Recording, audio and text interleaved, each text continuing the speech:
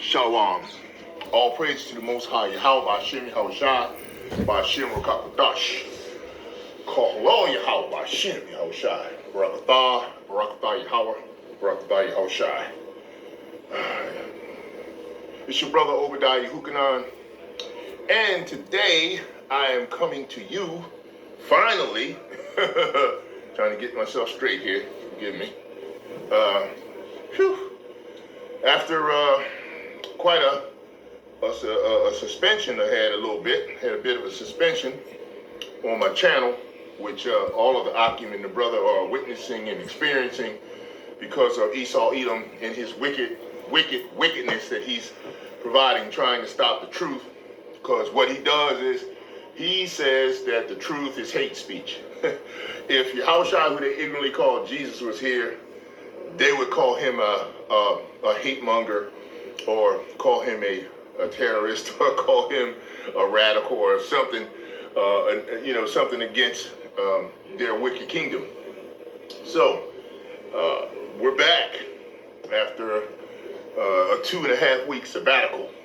So we get into the Word, and the Most High gave me a lesson. And the thing is, when Yahweh gives me lessons, I don't get lessons like a lot of the other Akim and the brethren do. Primarily, when I get lessons from YAHAWAH Bahasham Yahawashi, it's a manifold platform in reference to the way the lesson is derived and understood and supposed to be given by me, Obadiah, in the way that I do what the Most High wants me to do and following his direction explicitly.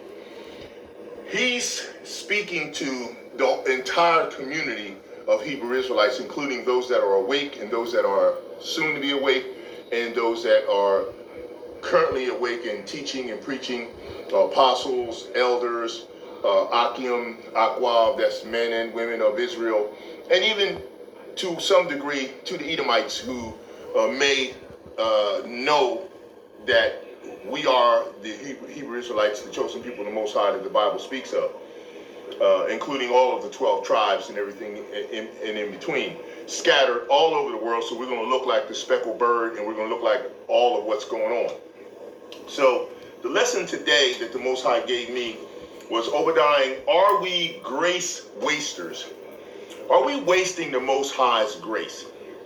And grace and faith, and those two things are a coin with both sides. Saying that, you got a coin that's got two sides to the same coin. And so if you have grace, you got to have faith. If you're going to have faith, you got to operate under grace. So you cannot exclude one without the other.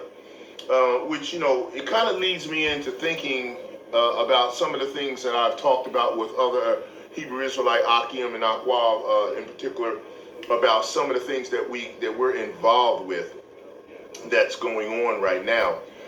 Clearly, a lot of people get misconstrued over the fact that the Most High, YAHAWAH Bahasham Yahawashi, Yahweh is in control of everything.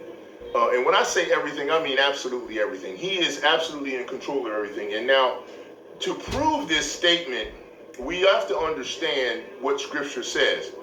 The Most High says that there is no other power but Him, no God beside Him.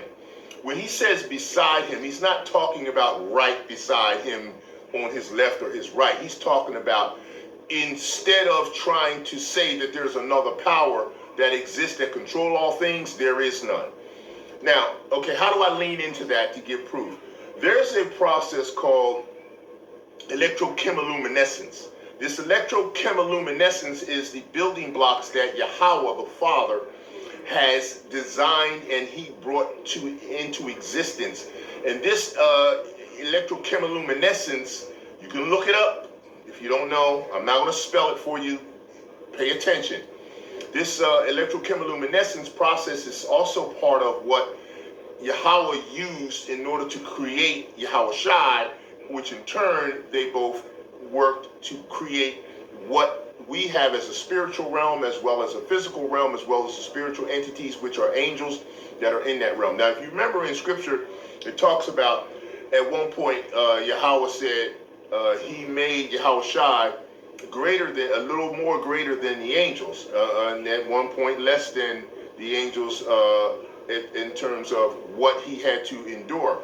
But what we're focusing on is his grace in terms of what he did first. So when he designed and came up with the creation of electrochemiluminescence, that is the building blocks of everything that will ever exist and that does exist. Now, in knowing this and understanding this particular process, we know that the Most High, Yahweh, is in control of everything. And that's all things. A lot of people say, well, no, well, what about evil? What about good? What about bad? What about God so loved the world? No, no, no, no.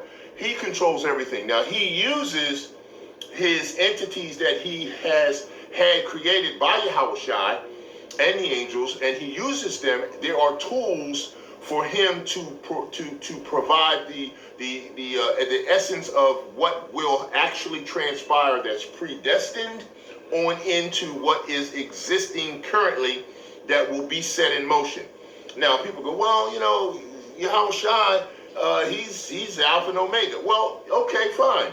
But if he's listed as Alpha and Omega, that makes sense, because that means he has a beginning and he has an end in reference to what particular aspects of prophecy have to be fulfilled that Yahweh set in motion. He doesn't have an end in terms of he will no longer exist. That's not what it means. It means that he's going to fulfill the essence of what the Most High Yahweh has designed and derived to have happen. That's why Yahawashi is labeled as the Alpha and the Omega, that because he has a beginning, because he has an origin. The Most High himself has no origin. He is always existed. He is self-existing. The Most High has no beginning and he has no end. But Yahawashi had been created by the Most High. Okay, that is the preciousness of and the grace that Yahawashi offered to himself as well as to us in doing that and bringing Yahawashi forward in the way that he has. So let's not get that misunderstood in terms of what's what as far as how and who Yahweh is in control of absolutely everything. We need to make sure we clearly understand that. Now you say, well, I don't know about that because, you know, Yahawashi, he's a power. Yes, he is a power. And he is a power that does not know when he's going to return to complete this end time prophecy and this end time process that we're dealing with now. He even says, the Most High says that no one knows that time, not even the angels in heaven or Yahawashi or anyone but the Father. The Father's the only one that knows that. That's why, you know, Yahawashi said also in John that the Most High, no one has heard his voice or seen his shape. So, you know, that also is very true. So that gives you the clear indication that the Most High is in complete control of everything. Anything that goes down, not a single thing that leaves this earthly plane, not a single hair upon anyone's head that was created, does not the Most High know about and know and has counted and knows for sure what's what. And he's predestined people to perform certain processes and certain things. He created he created the wicked for the time of evil, and he clearly expresses that. Let's see if we could pull some of those scriptures real quick, you know, just because we should, and we will. Just so we can, you know, we always want to back up what we have to say with scripture anyway. So that's just the way it should be, and that's the way this is what we're going to do. So what I'm going to do here is go to Proverbs chapter 16, and I'm going to start at verse 4, and it says, Yahweh hath made all things for himself, yea, even the wicked for the day of evil. Everyone that is proud in heart is an abomination to the Lord Yahweh. Though hand join in hand, he shall not be unpunished. So that lets you know what the Most High will do, and he is clearly capable of handling this all the way around the block because he controls everything. People go, well, is he getting off the throne and doing this? He doesn't have to get off the throne and do it. He has entities he created that will perform exactly what he said do in exactly the way he wants it done. Everything is controlled by the Most High Yahweh, and He uses those tools like the spiritual entity Satan and the rest of the left hand spirits that are designed to do exactly that, as well as the spirits on the right hand that are designed to do exactly that. Okay, in terms of His work. All right, we want some more proof. Okay, so then what we'll do is we'll just go to what? 1 Kings. And we'll read something that was going down that the Most High designated. 1 Kings chapter 22, and we're going to go read at verse 19. 1 Kings chapter 22, verse 19. And he said, "Hear thou therefore the word of Yahawah. I saw Yahawah sitting on his throne, and all the host of heaven standing by him on his right hand and on his left." See? All the hosts of heaven. That's all of them. There ain't nobody missing, nobody called out sick. Everybody's there. And the Most High is on the throne. He's directing and controlling everything. And Yahweh said, "Who shall persuade Ahab that he may go up and fall at Ramoth Gilead?" And one said on this manner, and another said on that manner. These are spirits that are answering the Most High Yahweh in terms of what his request is and what they will do for the Most High. Okay, and there came another Shalaki, and there came another said that on that manner, and there came forth a spirit and stood before Yahweh and said, "I will persuade him."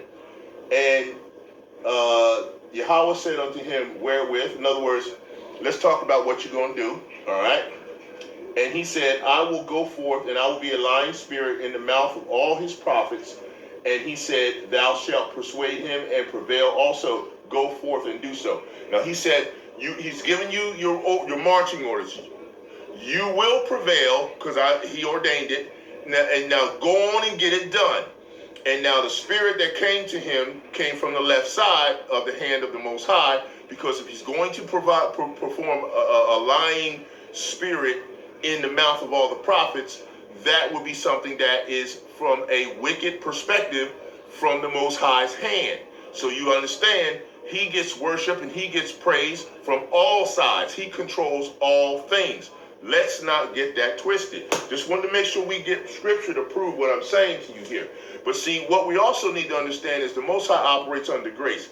The grace he operates under cannot be wasted by the entities that he has control over. And there are entities that he does set astray on his own. Like he just saw in 1 Kings, he set astray some entities. Okay, so it's not as though he doesn't do that. Now we're going to also speak to a couple of prophets, and we're going to talk to some of the prophets of old that actually are operating under the Most High's grace, because they are completely under his control, and under his control, they're going to perform exactly what he said he wants done. Now, I'm going to the Apocrypha, and I'm going to read another account of how Yahawah only chose a covenant for Israel, only us, and also that there are no spirits or angels on us to lead us astray, the Hebrew Israelites, but there are spirits that he is leading those astray that are not of us. Now this is Jubilees chapter 15, and I'm going to start at 29. And it says, "For the command is ordained for a covenant, that they should observe it forever among all the children of Israel." See, that's just us, no other nation. I'm going to go to Psalms 147 and read that is validated through the Most High as well. Okay? It says here, 30, "For Ishmael and his sons and his brothers and Esau, Yahawah did not cause to approach him." See, he went right past them. "And he chose them not because they are the children of Abraham, because he knew them, but he chose Israel to be his people. And he sanctified it, gathered them or it from amongst all the children of men, for there are many nations and many peoples." See, this refutes this crap about the Most High loves all and he cares about all, because that's not true. All right, "And all are his, And over all has he placed spirits in authority to lead them astray from him. This is the other nations. This ain't Israel. I just read that he doesn't do this against us. But over Israel, he did not appoint any angel or spirit or ruach, for he alone is their ruler, and he will guard them and require them at the hand of his angels and his spirit and at the hand of all his powers, in order that he may guard them and bless them, and that they may be his and he may be theirs from henceforth forever. So that kind of shows you right there, the Most High is like, look, he's guarding and protecting his children that he chose. And the children that he did chose, that is a grace. That is a massive, beautiful, righteous grace that he's put upon these children. But he will chastise, he will correct, and he will judge all. Because he said judgment starts first in the house of Israel, right? So we already know that. Now, I want to talk a little bit about and bring in some areas of grace that have been performed by the Most High YAHAWAH Bahasham Yahawashi. We're on some prophets that you know, and I'm going to speak a little bit about the prophets that have gotten grace from the Most High, and a little bit about them that you may not know, but we'll talk to that. Now, first we're going to start with Jeremiah. Okay, all right. Now, let me see. I think I want to go to the book of Jeremiah. Let's see where I was at. Okay. Lord, right. Okay. It says I will bring again into captivity. Yeah, this is Jeremiah chapter 30. All right. And I want you to understand for this, because this is important to understand. Jeremiah chapter 30, the Most High said, in the word that came unto Jeremiah from Yahweh, saying, thus speaketh Yahweh power of Israel, saying, write these all the words that I have spoken unto thee in a book. See, this is our book, no one else's book. It doesn't belong to anybody else. It never did, and it never will. So you need to leave it alone. You religious practitioners, this doesn't apply to you. You're not of Israel. This is not of you, and there is no spiritual Israel. So get out of here with that crap. Okay. For lo, the days come, saith Yahweh, that I will bring again the captivity of my people Israel and Judah. And saith Shalaki, and will bring the captivity of my people Israel and Judah, saith Yahweh, and I will cause them to return to the land and that I gave to their fathers, and they shall possess it. And these are the words of Yahweh spake concerning Israel and concerning Judah. See, Israel and Judah. He's not talking to any other nations. He's not communicating, and he doesn't promise any other nations anything. Did it say anything about Moab here? Did it say anything about Amalek here? No. Did it say anything about Ishmael here? No. They're not getting any of this. For thus saith Yahweh, we have heard a voice of trembling, of fear, and not of peace. Ask ye now and see whether a man doeth travail with child. Question, wherefore do I see every man with his hands on his loins as a woman in travail, and all faces are turned into paleness? That means they are terrified, because the Most High is a man of war. He's not playing. Alas, for the day is great, so that none is like it. It is even the time of Jacob's trouble. This is where we're at now. We're right inside the door of this situation, and this is what you got coming, and this coming full force. And that army, that army that the Father is using against us, that Esau, Edomite, wicked army, is his army. He calls it his great army. Okay, it's in Scripture. Look it up, learn, study. See, that's the thing.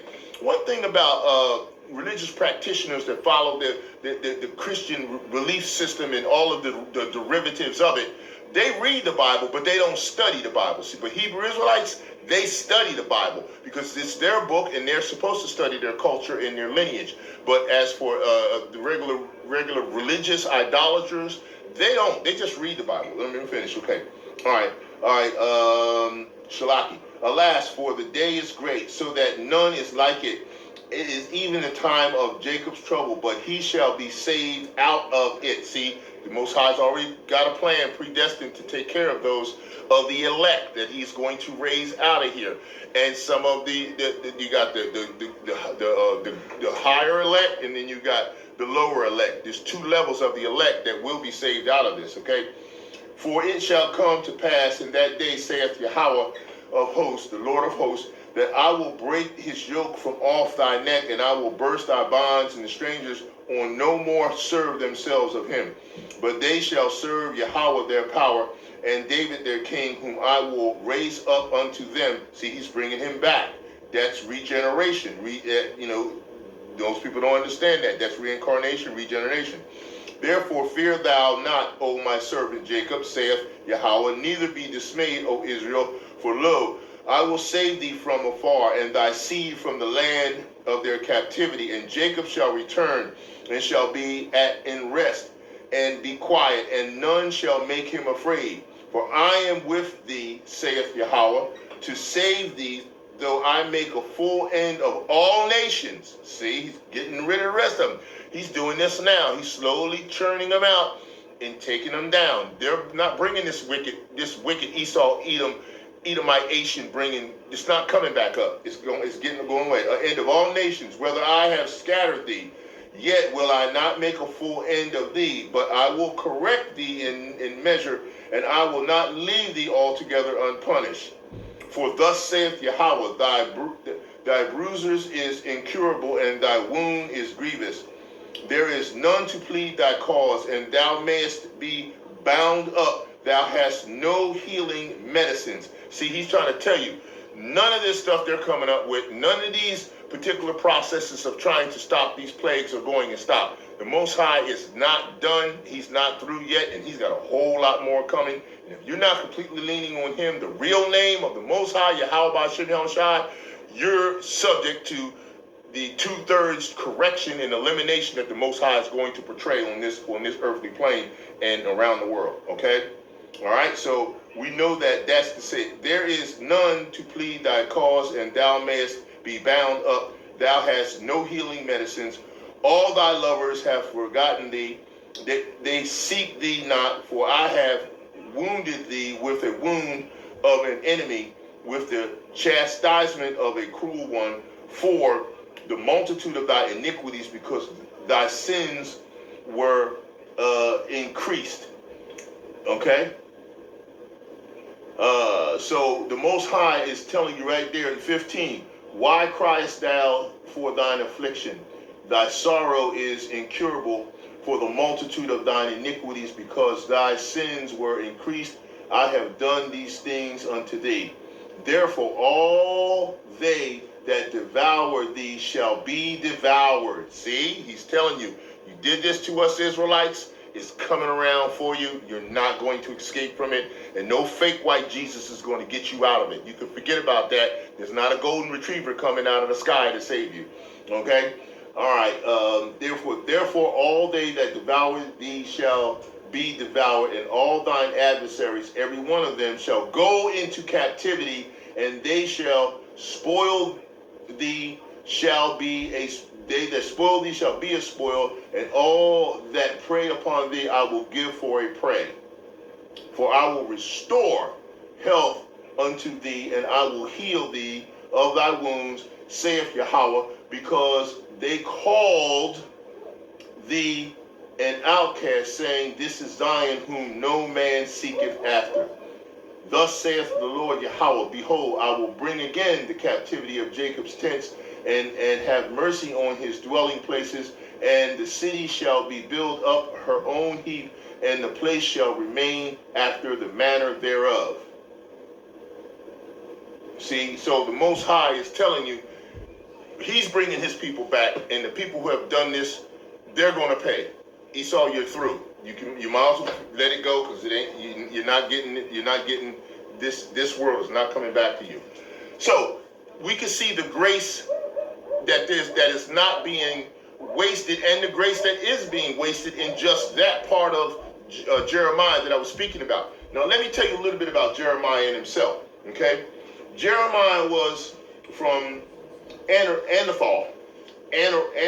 That's Athoth, and he died at Tripoli of Egypt, having been stoned by his people. See, this is the wicked, slow, see, you got your slow, you got your swoon coons and your slow coons, and you got all these Israelites that have come back now, just as wicked as they were before, like in First Maccabees, and they stoned Jeremiah. Jeremiah was deemed a prophet before he left his mother, before he entered his mother's womb. This is predestination. This is grace that the Most High put upon him in that way. But what happened? Our own people stoned him. Now listen about this. It said, stoned by his people. He was buried in the environs of Pharaoh's palace because the Egyptians held him in high esteem. See, even the heathens, the Hamites, held him in high esteem, and our own people went against him. This is a prophet that came for his people to help his people in the spirit of Yahawashi, and they're going to stone him. Okay, check it out. Okay, they held him. The Egyptians held him in high esteem, having been benefited through him. For he prayed, and the ass left them, and the monsters of the water. So these poisonous snakes and these crocodiles that were plaguing Egypt and killing multiple people, including Hebrew Israelites, Jeremiah prayed, and the grace that he had upon him brought the power of YAHAWAH Bahasham Yahawashi and stopped that plague of those snakes and those crocodiles from destroying people.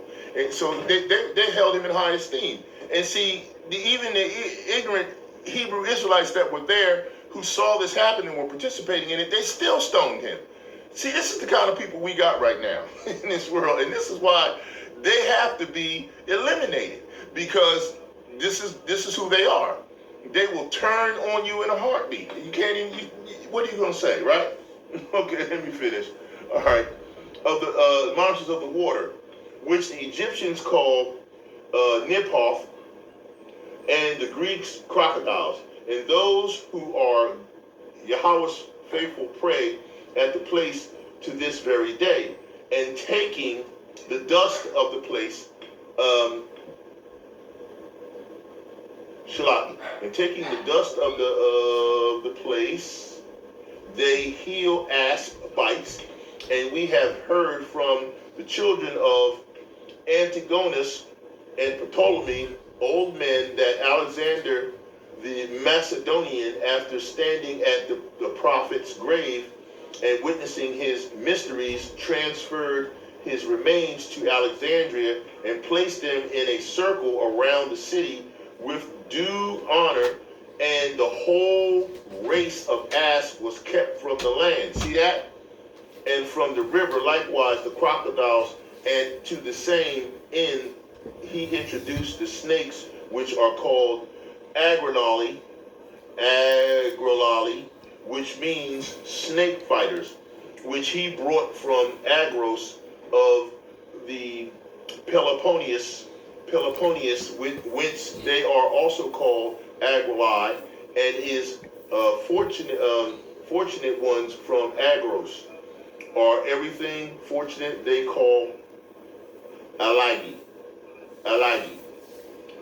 This Jeremiah gave a sign to the priest of Egypt, that it was decreed that their idols would be shaken and collapse through a savior, a child born of a virgin. See, talking about Yahawashi in a manger. Wherefore, even to this day, they revere a young woman or a virgin giving birth as placing an infant in a manger.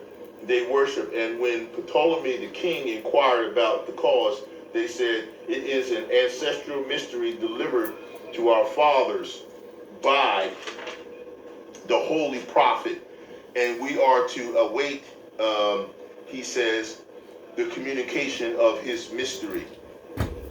Okay?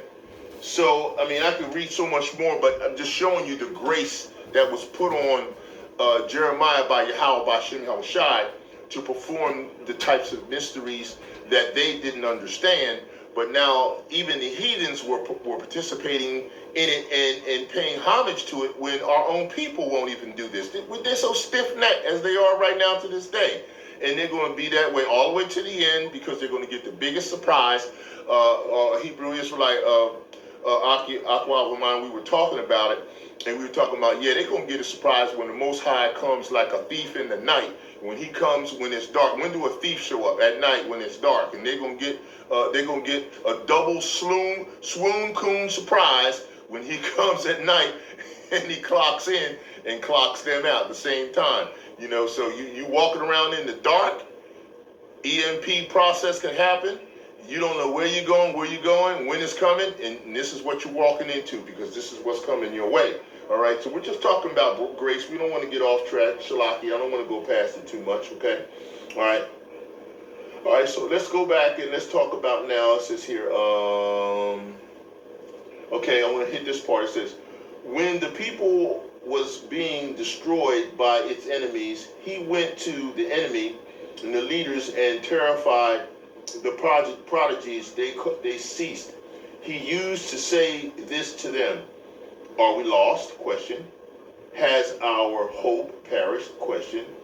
And in the wonder of the dead bones, he persuaded them that there is hope for Israel, both here and in the coming age. So he was already prophesying about the fact that the end time and what was going to happen during that time. And that's important. And I want to pull a little something that I think might be interesting for you to listen to. In reference to that specific thing with Jeremiah. It says here, okay, all right. The doctrine of the resurrection is assumed without argument.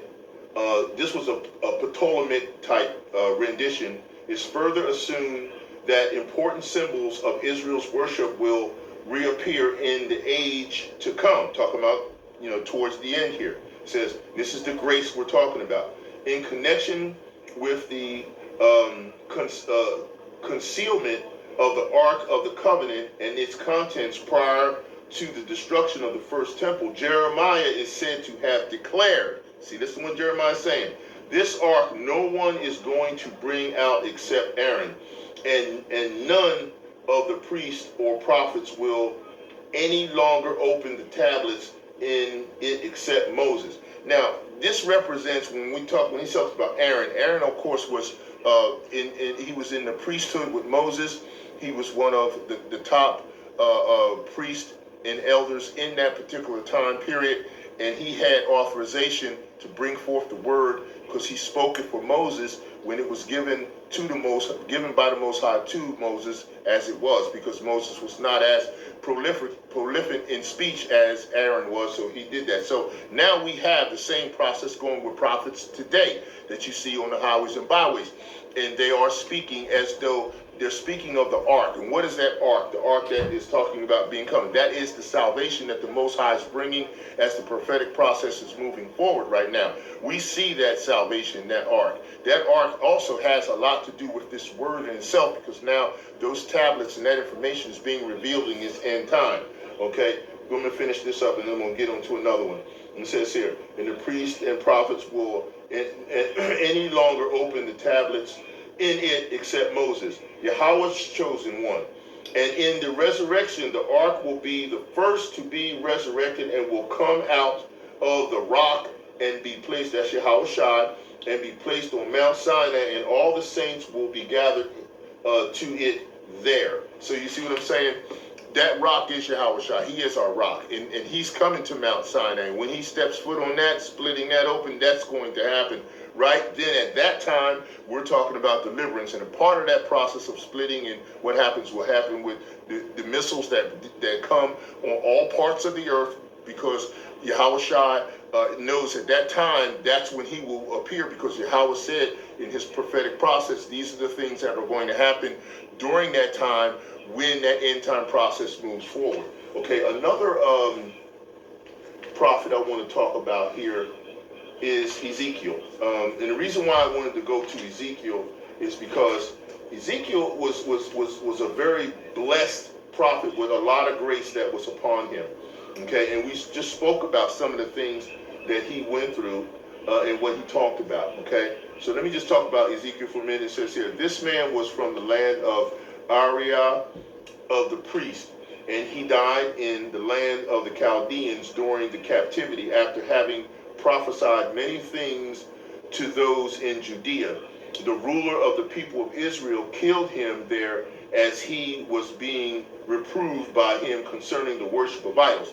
Once again, here we go. Our own people destroying a prophet who's bringing grace, who has grace, and the grace was being poured out by this prophet through Yahawah, Yahweh through this prophet, by Yahweh through this prophet. And then what happened? Our own people go and waste grace by trying to and destroying this prophet instead of hearing the message and adhering to the message.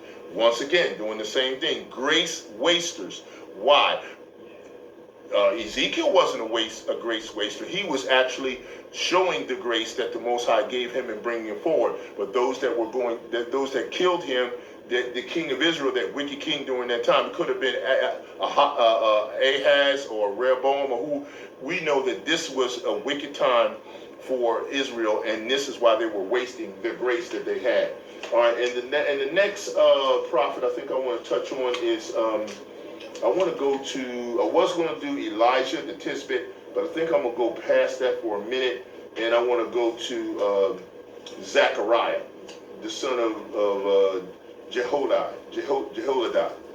Zechariah was from Jerusalem, son of Jehoiada the priest, and Josiah, the king of Judah, killed him near the altar. See, again, our people killing the prophets. Why? Wasting grace, man. Okay? Near the altar, and the house of David poured out his blood in front of the altar. And the priest took him and buried him with his father. From that time, visible pointings occurred in the temple, and the priests were not able to be seen.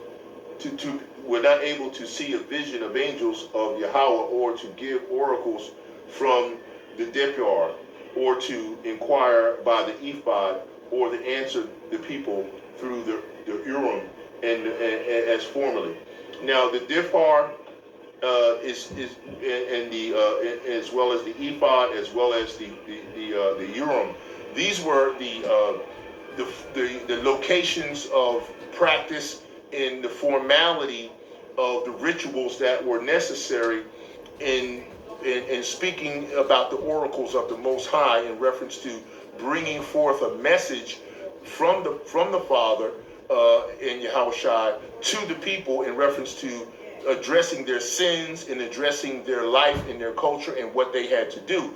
And there was no longer being able to have that process happen because they killed Zacharias, who was a very blessed man with a lot of grace. He also, Zacharias, was a man who was Shalaki, he would perform the courses of Abaya, and there were 24 courses that he had to perform. And during those 24 courses in that time period, he was married to Elizabeth, of course, who was Mary's cousin.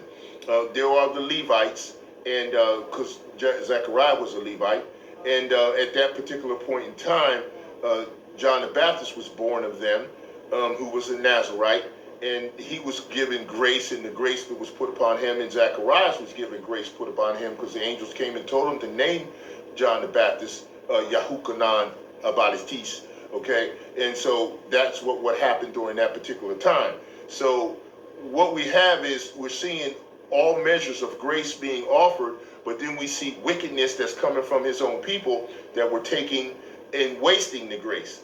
So we can see, and then of course I'm not going to look past the fact that Mary and Joseph showed up during a specific time period during the courses of Abaya. Look up the time periods of that, and you can see that John Baptist was 6 months in the womb, and Yahawashi, under his presence in his mother, he leapt in the womb of Elizabeth, which means, he knew that the presence of Yahawashi was there, and the Ruach HaKodesh and Holy Spirit brought that about.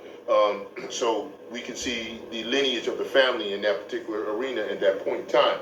Okay, so we're not going to walk past that, but we just need to understand that there was a lot going on during that time where a lot of grace was being offered, and then we had a lot of wicked Hebrew Israelites that were wasting grace, as they are doing now to this day.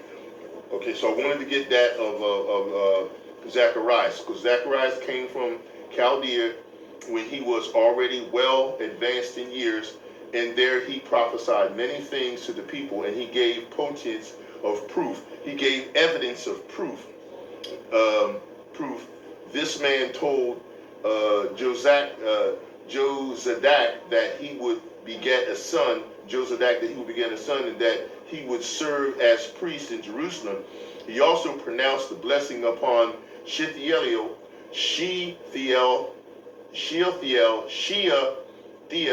at the birth of his son, and named him Zerubbabel. Zerubbabel means born in Babel, or born in confusion.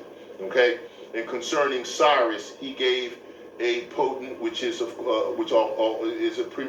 premonition, which is a truth of his victory, and prophesies regarding the service which he was to perform in Jerusalem. That is, once they come out to captivity, rebuilding the temple area, rebuilding certain areas of the city of Jerusalem as well. Okay. And then he said here, and he blessed him greatly, which he did give grace to this heathen king of Cyrus, the service which he was to perform for Jerusalem, and he blessed him greatly.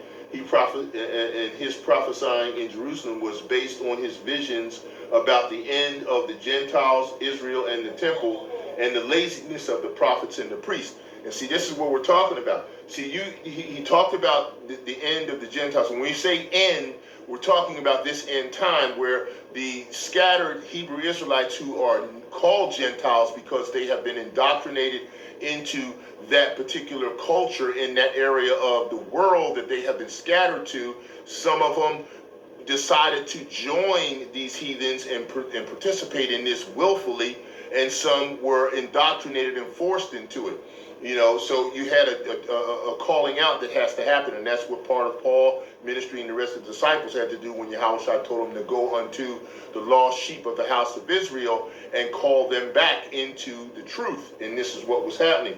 So those were Gentiles. He wasn't calling Edomite Gentiles and telling so-called Edomites that they could become part of this heritage. No, he's talking about those Israelites that were scattered abroad all over the face of the earth and were also called Gentiles. And then he also, as he says here, he also was talking to the end in reference to Israel and the temple. Now, when we say Israel, we're talking about Israel in terms of Israel as a people and a total nation here, and that what will befall them in the prophetic process that is happening forward up to this point in time. As far as the temple is concerned, it's not a physical facility or building. It's talking about the temples of the Israelite, which is those particular vessels that they are in. Those spirits are in a temple, and the temple is where the Most High, the inward parts, the inside of you as a Hebrew Israelite, is where YAHAWAH Bahasham Yahawashi would dwell in you. It's not talking about a physical building. You cannot build a house or place or location to hold Yahawah or Yahawashi. That's not possible. So it's speaking specifically about a people, because Israel and Jerusalem, Israel is a people before it is a place or a nation, if you understand the deeper meaning of the scriptures. That might be over some of them's head. If not, study, get into it. Okay? So Zacharias was bringing these prophetic processes forward. He talked about the laziness of the prophets and the priests, and you can see how lazy they were and how unorganized they were. They were killing the prophets. They were just totally disrespecting Yahweh and Yahawashi and the grace that he was offering, and just completely wasting it away. Okay, and that's what they did at that particular time. Okay, so I just wanted to get into those three prophets and show the correlation of grace that was given, because all of the prophets were given grace, and they all performed the grace in the window of time that they were allotted to do it. Now that brings me to the point that I wanted to express before about the fact that there's no free will. We are given a window of grace, and that window of grace that we operate in faith was sanctioned in a predestinated process before you got here in this flesh, in this period of time. What do I mean? before you were here, what does most people say when they say, well, where were you before you were here? Well, I was with Yahawashi, or the Father. And now, if that is the case, then what were you doing? You weren't sitting around doing nothing. You were obviously at work. You had a particular job or function that you were performing, and you were called into the boss's office. You were called into Yahweh's office. Yahawashi was there, and you had a conversation with Yahawashi and Yahweh in reference to how you were going to perform a process for the Most High when it came to your offering of salvation and your offering of reward in reference to doing the work for the Most High. So during that time, the Most High provided you with a window of grace in order to accomplish this goal. Now, when you get here, you don't have the remembrance of that conversation. You don't have the remembrance of what you were doing when you were in the spirit world, because they removed that for safety purposes so that you would be able to continue what you do. Now, you do get some instances of deja vu. Most people do. Most people get an instance of deja vu. They go, wow, I kind of remember it's really familiar to me. You get that. That's something that happens because the Most High blesses that in you to let you stay on track or to stay on the path. So now when you're on the path, and then when you veer off and take a side ramp or you take a side track, sometimes the Most High says, okay, I need to get you back on track so you can perform within the window of grace I gave you to get this accomplished. Now, you may take a little side track for a moment, and you may do something that might not be righteous, and the Most High may have to do something in order to get you back. He might give you a trial, okay? He may smack you upside your head and do something a little bit harsher to you. He may give you a problem within the confines of the family that you deal with, or it may be someone who's a family member that's close to you, a spouse or a child or something, just to try to get you back on track. He may even go even further and take you almost to the point of returning to the spirit world. It all depends on how much of the window of grace you are not operating in that you gave him your promise before you got here that you would participate in. Now, that's why we always call out the elect and try to get you to wake the hell up so you can do what you're supposed to do for the Most High when he puts people or other Israelites or individuals across your path that you have to share truth with to get them to the point where they need to be, because he's closing this out and he's sealing folks. And if you can't understand this word, if this word doesn't resonate with you, if you don't understand the true name YAHAWAH Bahasham Yahawashi, then you're not sealed, because this word is what seals you. And the Most High uses the Royal Call Condition in order to get that sealing done. And that's what the seal is, that's going to be in your mind that no one can take away from you. Okay, when the Most High brings that forward. But I just wanted to make sure you understood that. Now let's pop into a couple of precepts here in scriptures that I want to get to, because we're getting pretty long into this message and I don't want to be for so long. We got Ephesians Chapter 2, and that's talking about 1 through 14. We're going to see if we can get as much of this in, because I know I did a lot of filibustering a little bit in reference to the word, but I've been away from you for about 2.5 weeks or whatever, and I had things the Most High wanted me to do, but I couldn't get on to do it. So we gonna try to get as much as we can get into it right now and try to pop it out. Okay, all right, we're going to Ephesians Chapter 2, and we're going to read starting at verse 1. Okay, so be with me, go with me, let's do it. Paul, an apostle to Yahawashi Hamashiach, by the will of power of Yahweh, to the saints which are in Ephesus, and to the fulfillment in Yahawashi Hamashiach. Now, the saints in Ephesus is only talking about Israelites that were scattered to that area, and he's not talking about a physical church. He's talking about Israelites who are spiritually lost in truth and not knowing who they are, and he's got to get them and bring them back. And he says, grace be unto you, peace from Yahweh our power, our Father, and from Yahawashi Hamashiach.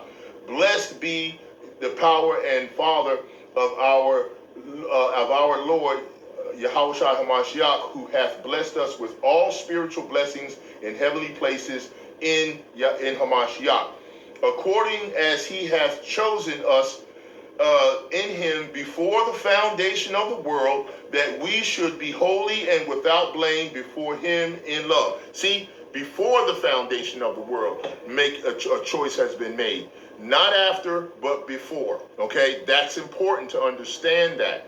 All right, that we know for sure that you have been chosen by the Most High, Shalaki. Okay, and we need to make sure that we clearly understand that there's predestination done in this process here that is bringing forth this particular time period in grace that the Most High brought forward for us. Okay, it says here, having predestined us unto the adoption of children by Yahawashi Hamashiach to himself, according to the good pleasure of his will. See, that's the Most High's will. To the praise of the glory of his grace, wherein he hath made us accepted in the beloved, in whom we have redemption through his blood. See, Yahawashi's blood is the only thing that penetrates both the spiritual world and this physical world in terms of the manifestation of grace and blessings and faith, right? The forgiveness of sins according to the richness of his grace. See, so you can see right now the Most High is telling you the richness of his grace is important in reference to that level that we are to aspire to and not waste his grace. Okay, that's very important, and we need not forget that, because that's just beyond what we can imagine in terms of how the Most High controls everything. No one's doing anything outside of what the Most High will allow to happen. Okay, next we're going to go to Romans chapter 12, 1 and 6, so let's get there. Romans 12, okay, starting at 1 through 6, right? I beseech ye therefore, brethren, be by the mercies of Yahawah, that ye present your bodies a living sacrifice, wholly acceptable unto power, which is our reasonable service. So if you're going to give your bodies as a living sacrifice to the Most High, you can't be polluting them. You can't say, well, I need to get a menu for a barbecue pork chop sandwich and a blunt and a beer. That's not what you're supposed to be doing. That's not making yourself a living sacrifice holy. You can't do that. That's not the way it goes down. That's not a living sacrifice holy and acceptable to the Most High. 2, and be not conformed to this world, but be ye transformed by the renewing of your mind. See, that's where that seal has to come, in your mind, okay? And that ye may prove what is that good and acceptable and perfect will of Yahawah, okay?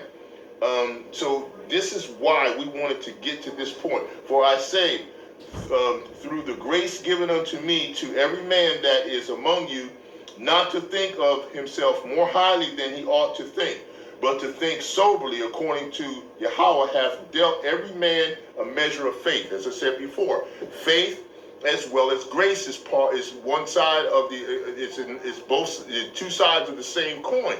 So you can't have faith without grace, and you can't perform your faith without the grace, and you can't perform grace without having faith. So you have to have both, and you can't be wasting this. This is not what you're supposed to be doing. Okay?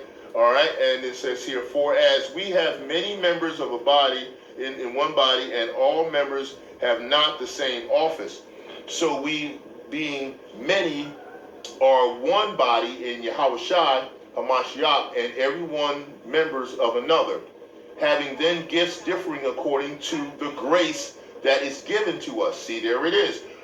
Wherefore, whether prophecy, let us prophesy according to the proportion of faith. And that's how you're supposed to perform your prophecies, through that method. Or he that exhorteth, exhortation, he that giveth, let him do it with simplicity, he that ruleth with diligence, and he that showeth mercy with cheerfulness. So you have to be able to operate in spiritual maturity in order to function in these areas, which I've done lessons on that for the Most High as well. You need to participate in that manner of it. Okay. Next, we're going to go to 2 Corinthians chapter 12. Okay. 2 Corinthians chapter 12. We got to wrap this up because we're getting close. And I got a few more that I want to bring, but I might not be able to get all of these through, but we're going to do the best we can to try to get as many of them through as we can. 2 Corinthians chapter 12 is where we're going. So we'll start at the top, and it says, it is not expedient for me me doubtless to glory, I will come to visions and revelations of the Lord. I knew a man, Hamashiach, above 14 years ago, whether in the body I cannot tell, or whether out of the body I cannot tell. Yahweh knoweth, such an one caught up to the third heaven. See, he was caught up to the third heaven. And I knew such a man, whether in the body or out of the body, I cannot tell. Yahweh knoweth, how that he was caught up into paradise and heard unspeakable words, which it is not lawful for man to utter. Okay, of such an one will I glory, yet of myself I will not glory, but in mine infirmities. For though I would desire to glory, I shall not be a fool, for I will say the truth. But now I forbear, lest any man should think of me above which he seeth me be, or that he heareth me. Paul was not proud, he was humble in that way. We need to be more humble as teachers and apostles, as Hebrew Israelites that are bringing the truth, because you're not going to get the message forward, and newly revealed information in reference to the prophetic process that's moving forward will not be revealed to you, and you won't be able to correlate it and bring it together if your humbleness is not there. You can't. It's the Most High, Yahawashi said, you have to accept the kingdom of heaven and everything thereof like a child. That's roughly paraphrased, but you know what I'm saying. Okay. All right. So he said, at least I should be exalted above measure, though the abundance of the revelation there was given to me a thorn in the flesh, a messenger of Satan to buffet me, lest I would be exalted above measure. See, that's keeping you humble. Hey, a lot of us prophets, a lot of us apostles, a lot of us Akim, a lot of us have a thorn in the Most High, and we're so very grateful that we have it, because it keeps us grounded. It keeps the measure of truth from becoming big-headed about the situation. You don't want to do that. All praises go to the Most High, YAHAWAH Bahasham Yahawashi. Don't just say all praises. Say all of it. Say, Kol Halal YAHAWAH Bahasham Yahawashi, Bahasham Rukakodash. Say it. All praises to the Most High, YAHAWAH Bahasham Yahawashi. Don't shortchange it. Don't make it less. Don't do that. Okay? Finishing up. All right? And lest I should exalt above measure, though the abundance of the revelation was given to me, a thorn in my flesh, a messenger of Satan buffeted me, lest I should be exalted above measure. For this thing I besought Yahweh thrice, that might depart from me. You know, he asked him to remove it, but the Most High did not remove it. So you can see that is the case. And so he won't remove it. He says, and he said unto me, my grace is sufficient for thee. See, the Most High said that. He said, and Yahweh said unto me, my grace is sufficient for thee, for my strength is made perfect in weakness. Most gladly, therefore, I rather glory in my infirmity, than the power of Hamashiach may rest upon me. So you can see what I'm saying right here. We can see the Most High is telling you that's what he's looking for. That's what he's talking about. Don't be a grace waster. Don't waste his grace. This is what he doesn't want you to do. And if you're being a grace waster, you will be departed from here shortly. The next one I wanted to go is 1 Corinthians 15:10. And then we'll do one or two more, and then we can wrap it up, see if we can squeeze these in. So 1 Corinthians, go with me, chapter 15 and verse 10. All right? So go there with me, please. 1 Corinthians 15 and 10. And it says, but by the grace of Yahweh I am what I am, and his grace which was bestowed upon me was not in vain. Right? But I labored more abundantly than they all, yet not I, but the grace of Yahweh, which was with me. So you can see what I'm saying? That's not wasting grace. Paul is showing you how not to be wasting the grace of the Most High YAHAWAH Bahasham Yahawashi. All right, now the last two is James chapter 4, verse 6. So let's go there real quick. Let's go to James chapter 4, verse 6, and then we can wrap this up. James chapter 4, verse 6, and it says, but he that giveth more grace, wherefore he saith, Yahweh resisteth the proud, but giveth grace unto the humble. See what I'm saying? The Most High is not having it. He's doing what he said he's going to do. Now, we're going to finish here and close out with Hebrews chapter 4, verse 16. So we get there, and it says here, all right, let us therefore go boldly unto the throne of grace, that we may obtain mercy and find grace to help in the time of need. So this is our time of need. We need the grace of the Most High, YAHAWAH Bahasham Yahawashi. Father, we ask YAHAWAH Bahasham Yahawashi, call halal, that you give us Barakatah Yahweh, the grace that we need in order to bear with what you have coming, because we know you control all things, and we all have to be prepared and humble enough and make sure that we give you all the praises and all the worship in order to be able to see through this time of trouble as we come across it, and the things that we have to experience that bring us to that fruition. So we say, call Allah YAHAWAH Bahasham Yahawashi, Bahasham Rakakodash, and the water to any aspects that didn't come through on the lesson. And we hope that we can bring you another lesson, because we're back, and we want to give all praise to the Most High, YAHAWAH Bahasham Yahawashi, and Shalom, Baba Ball.